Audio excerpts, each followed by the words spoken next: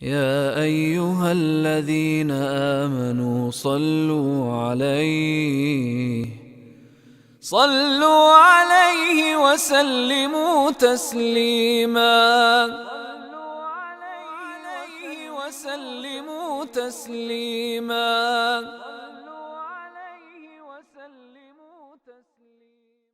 حضرت برا بن عازب رضی اللہ تعالیٰ عنہ سے روایت ہے کہ نبی کریم صلی اللہ علیہ وسلم نے 16 یا 17 ماہ تک بیت المقدس کی طرف منہ کر کے نمازیں پڑھیں، اور رسول اللہ صلی اللہ علیہ وسلم دل سے چاہتے تھے کہ کعبے کی طرف منہ کر کے نماز پڑھیں۔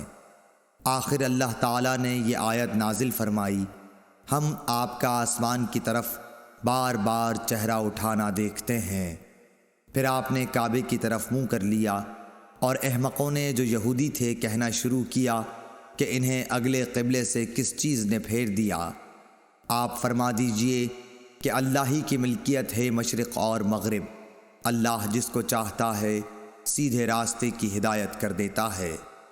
جب قبلہ بدلا تو ایک شخص نے نبی کریم صلی اللہ علیہ وسلم کے ساتھ نماز پڑھی، پھر نماز کے بعد وہ چلا اور انصار کی ایک جماعت پر اس کا گزر ہوا جو عصر کی نماز بیت المقدس کی طرف منہ کر کے پڑھ رہے تھے۔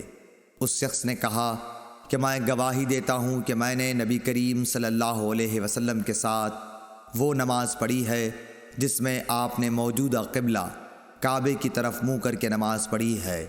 پھر وہ جماعت نماز کی حالت میں ہی مڑ گئی اور کعبے کی طرف منہ کر لیا۔ صحیح بخاری حدیث نمبر 399۔